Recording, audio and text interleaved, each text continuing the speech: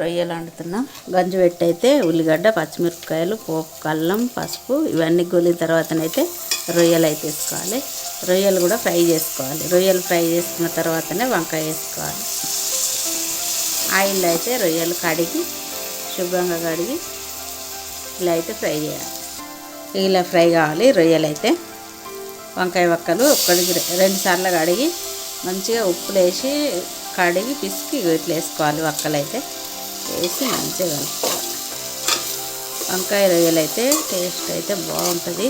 Full video మన ఛానల్లో ఉంది, వెళ్ళి చూడండి. అలాగే ఒక లైక్ అయితే ఇవ్వండి ఫ్రెండ్స్. కొత్తగా చూసేవారైతే మన ఛానల్ని సబ్స్క్రైబ్ చేసుకోండి. ఇలా వంకాయ గోలిన తర్వాతనైతే టమాటా అయితే వేసుకోవాలి. ఇప్పుడు కారం కూడా వేయాలి.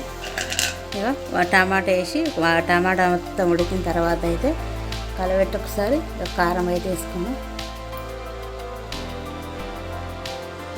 కొంచెం కారం చాలు. ఇప్పుడు మళ్ళీ అయితే కలబెట్టి మూత పెడతాం.